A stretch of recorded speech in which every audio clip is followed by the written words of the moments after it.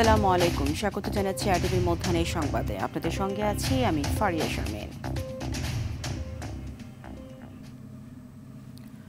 বাংলাদেশের জন্য তরল প্রাকৃতিক গ্যাস এলএনজি সরবরাহের জন্য সম্প্রতি মেয়াদ উত্তীর্ণ সমঝোতা স্মারক নবায়ন করতে সম্মত হয়েছে কাতার।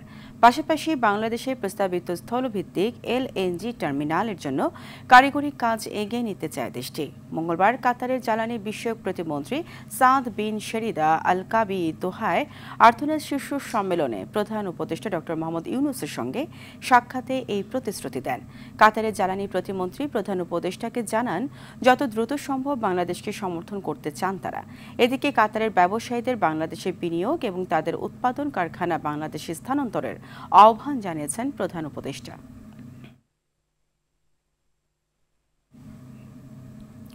দর্শক, জাতীয় প্রেস ক্লাবে এক আলোচনায় বক্তব্য রাখছেন বিএনপির স্থায়ী কমিটির সদস্য মির্জা আব্বাস। সরাসরি সেখানে চলে যাচ্ছে। 17 বছরে বিএনপির লোক মহিলা ভূত হয়ে গেছে, একটাও নাই। আপনারা বলেন বিএনপির লোক প্রশাসনে বসে রয়েছে। এই সমস্ত কথাবার্তাগুলা বাচ্চাদের কথা মতো বলতেছেন। বাচ্চারা যেমন কথা বলে, আমি খাবো না, কেন খাবো না, খাবো না, তো আমি নির্বাচনে যাব না, কেন যাব না, যাব না, বিএনপি বসে রয়েছে এখানে। আর ভাই, বিএনপি কোথাও নাই। যদি এই দেশকে আপনারা বাঁচাতে চান, আপনারা দাবি করেন যে আপনারাই এই দেশকে মুক্ত করেছেন, সে প্রসঙ্গে আমি পরে আসবো। তা যদি হয়, আরেকবার দেশটাকে মুক্ত করেন না। দেশের প্রশাসনের বিভিন্ন প্রতিষ্ঠানের সচিবালয়ের ভিতরে এই দেশে যে শত্রুগুলো বসে আছে, আওয়ামী লীগের দালালরা বসে আছে, তাদেরকে কেন আপনারা বের করেন না? আমি যদি বলি যে তাদের কাছ থেকে আপনারা অবৈধ সুবিধা পাচ্ছেন, এই কারণে বলেন না? আমরা তো অনেক কথা বলেছি, আমরা তো অনেক কথা বলি যে এই আওয়ামী দোসর, আওয়ামী দালাল যারা পুলিশে আছে, যারা বিভিন্ন প্রতিষ্ঠানে আছে, যারা সচিবালয়ের ভিতরে আছে, যারা প্রশাসনে আছে, তাদের সবাইকে চিহ্নিত করে সাজার আওতায় আনতে হবে। কারণ তারা 17 বছর আওয়ামী লীগকে সাহায্য করেছে ক্ষমতা থাকার জন্য। এরা কেউ বিচারের বাইরে যেতে পারবে না। আর একটা কথা, ইদানিং একটা গ্রুপ চালু করেছে, খুব চালু।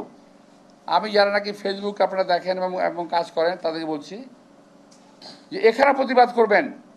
তারা বলার চেষ্টা করছে কি জানেন? বিএনপি আওয়ামী লীগকে পুনর্বাসিত করার চেষ্টা করতেছে।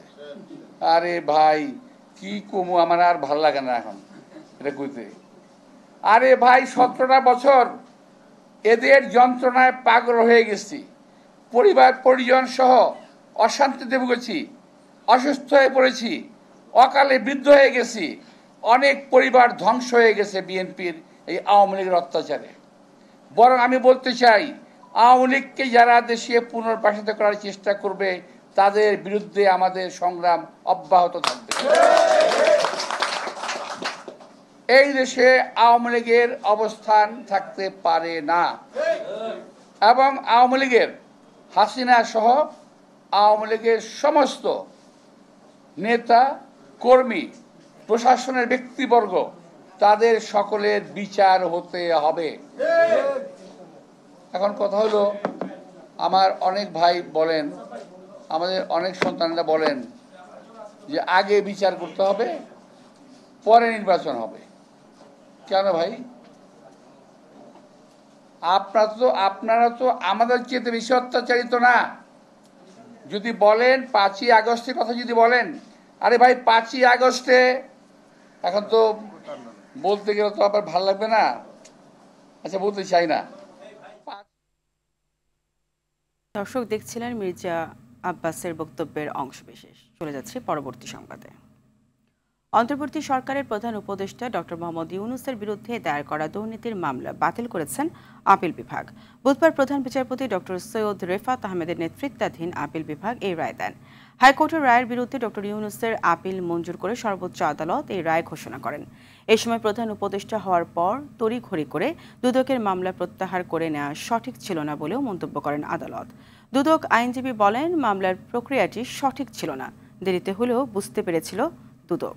ডক্টর ইউনূসের আইনজীবী বলছেন, অন্তর্বর্তীকালীন সরকারের দায়িত্ব নেওয়ার পর মামলা প্রত্যাহার করে নেওয়া ছিল ষড়যন্ত্রমূলক। এ রায়ে পরিষ্কার হয়েছে, নোবেল বিজয়ী ইউনূস কোনো দুর্নীতি করেননি, সত্যের বিজয় হয়েছে। আইন বহির্ভূত এবং গ্রামীণ তাদেরকে যে মামলা করেছিল, আমরা যে আপিল করার রাইট আছে, নির্দিষ্ট সময়ে আপিল করছি, নিম্ন আদালত কখনো এই মামলা প্রত্যাহার করতে পারে না। এই প্রত্যাহারটা একটা ষড়যন্ত্রমূলক ছিল, তাই অবৈধ এবং ষড়যন্ত্রমূলক ছিল। এইটার উপরে আমাদের দীর্ঘ শুনানি হলো এবং সমস্ত কিছু বিচার বিশ্লেষণ করে কোর্ট দেখলেন যে এই মামলাটি সঠিক না, এটা মিথ্যা, এটা বানোয়াট, এই মামলার কোনো ভিত্তি নাই।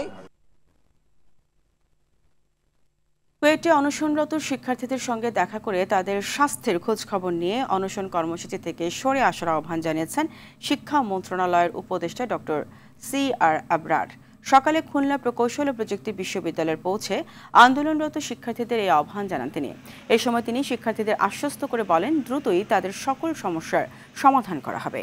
এই সময় তার সঙ্গে খুলনা বিভাগীয় কমিশনার মোহাম্মদ ফিরোজ সরকার, জেলা প্রশাসক মোহাম্মদ সাইফুল ইসলাম এবং কুয়েট প্রশাসনের কর্মকর্তারা উপস্থিত ছিলেন। তবে শিক্ষার্থীরা উপদেষ্টাকে স্বাগত জানালেও তাদের কর্মসূচি চালিয়ে যাওয়ার ঘোষণা দিয়েছে।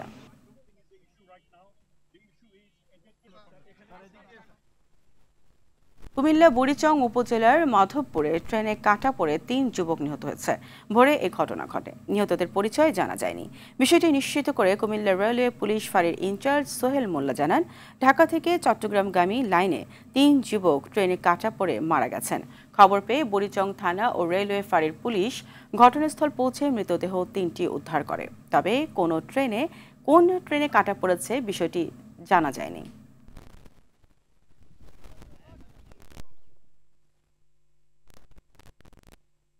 আগামী শুক্রবার চট্টগ্রামের ঐতিহ্যবাহী আব্দুল জব্বারের বলি খেলার 116তম আসর বসছে। বিকেল 4টায় ঐতিহাসিক লালদিঘি ময়দানে তৈরি বিশেষ মঞ্চে লড়বেন বলিরা। প্রতি বছরের মতো এবারও বলি খেলা ঘিরে 24, 25 ও 26 এপ্রিল বসছে দেশের অন্যতম বড় বৈশাখী মেলা। এরই মধ্যে বলি খেলায় অংশ নিতে দেশের বিভিন্ন প্রান্ত থেকে বলিরা আসতে শুরু করেছেন। বলি খেলা উপলক্ষে সব ধরনের প্রস্তুতি সম্পন্ন করেছে কর্তৃপক্ষ। প্রায় 115 বছর আগে চট্টগ্রাম শহরের বদরপাতির বিশিষ্ট ব্যবসায়ী আব্দুল জব্বার সওদাগর ব্রিটিশ বিরোধী আন্দোলনে এই অঞ্চলের যুবকদের শারীরিকভাবে প্রস্তুত করতে 1909 সালের 12 বৈশাখ লালদিঘি ময়দানে এই বলি খেলা শুরু করেন।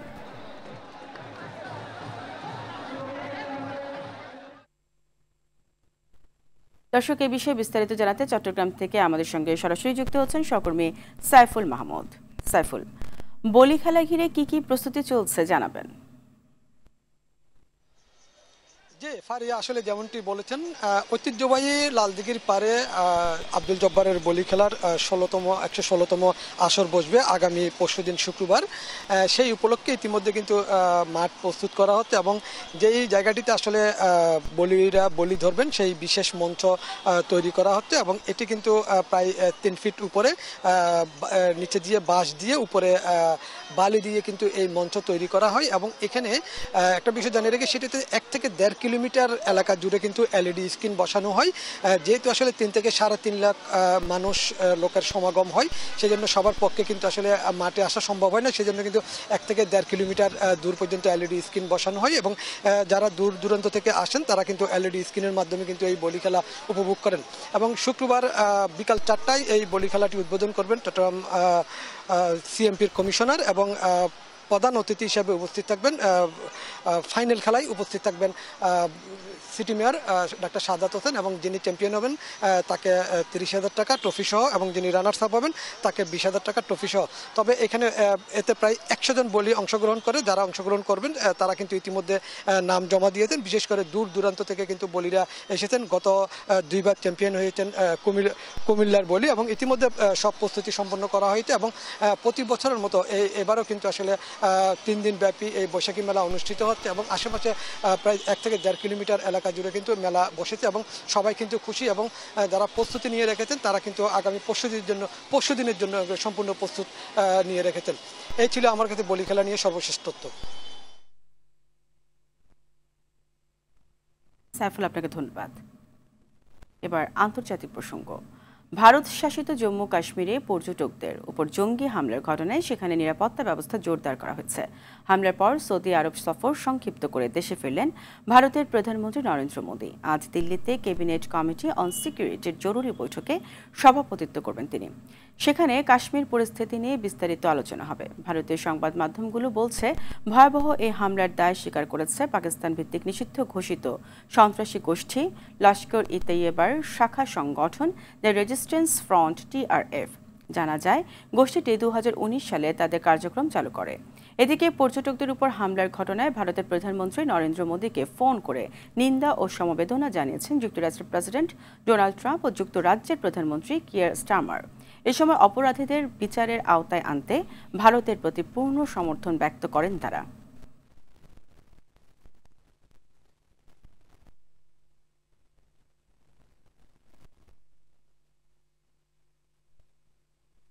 ভারত থেকে এই বিষয়ে সর্বশেষ পরিস্থিতি জানাচ্ছেন সহকর্মী পরমাশিস ঘোষ রায়। গতকাল কাশ্মীরের পহেলগাঁওতে বৈশারণে যে সন্ত্রাসবাদী হামলায় এখনো পর্যন্ত সরকারিভাবে যেটা জানানো হয়েছে 26 জনের প্রাণ গেছে, কিন্তু বেসরকারি সূত্রের খবর এখনো পর্যন্ত নিহতের সংখ্যা 28 জন এবং 17 জনের মতন মানুষ কিন্তু আহত হয়েছে। এই ভয়ানক নারকীয় সন্ত্রাসবাদী হামলার পরিপ্রেক্ষিতে গতকাল রাতেই কিন্তু কেন্দ্রীয় স্বরাষ্ট্রমন্ত্রী অমিত শাহ কাশ্মীরে পৌঁছে গেছিলেন এবং গতকাল ভারতীয় সময় রাত 1টা পর্যন্ত জরুরি বৈঠক করেছেন এবং প্রধানমন্ত্রী নরেন্দ্র মোদীর সঙ্গে তিনি ভিডিও কনফারেন্সের সঙ্গে কিন্তু বিভিন্ন বৈঠক করেছেন এবং প্রধানমন্ত্রী নরেন্দ্র মোদী বলে দিয়েছেন, যেটা জানিয়েছেন সরকারিভাবে, এই সন্ত্রাসবাদী হামলায় কিন্তু ভারত সরকার কোনোভাবেই সন্ত্রাসবাদকে রেয়াত করবে না। ইতিমধ্যেই সৌদি আরবের সফর কাটছাট করে প্রধানমন্ত্রী নরেন্দ্র মোদী কিন্তু আজ ভোর রাতেই নয়াদিল্লিতে এসে পৌঁছেছেন এবং বিমানবন্দরে নেমেই কিন্তু তিনি জরুরি বৈঠক করেছেন, যেখানে উপস্থিত ছিলেন দেশের নিরাপত্তা উপদেষ্টা অজিত দোভাল, বিদেশমন্ত্রী এস জয়শঙ্কর এবং বিক্রম মিশ্র সেখানে উপস্থিত ছিলেন এবং নিরাপত্তা বাহিনীর উচ্চ পর্যায়ের আধিকারিকদের সঙ্গে কিন্তু তিনি তৎক্ষণাৎ বিমানবন্দরে বৈঠক সেরেছেন। এবং এখনো পর্যন্ত যেটা খবর, প্রধানমন্ত্রী নরেন্দ্র মোদী পৌরোহিত্যে কিন্তু আজকে কেন্দ্রীয় মন্ত্রিসভার একেবারে নিরাপত্তা কমিটির কিন্তু জরুরি বৈঠক ডাকা হয়েছে নয়াদিল্লিতে। হয়তো সেই বৈঠকটি প্রধানমন্ত্রীর বাসভবনেই হবে। এখনো পর্যন্ত যেটা খবর, বৈঠকটি কখন শুরু হবে সেটা সরকারিভাবে এখনো জানানো না হলেও কিন্তু এই নিরাপত্তা বিষয়ক এই বৈঠকটি সম্পন্ন হবে। বৈঠক শেষে প্রধানমন্ত্রীর দপ্তর থেকে এবং কেন্দ্রীয় স্বরাষ্ট্র মন্ত্রকের তরফ থেকে কি জানা যাচ্ছে সেটা কিন্তু আমরা জানাতে থাকবো। এটাই ছিল আমার কাছে এই মুহূর্তের সর্বশেষ আপডেট।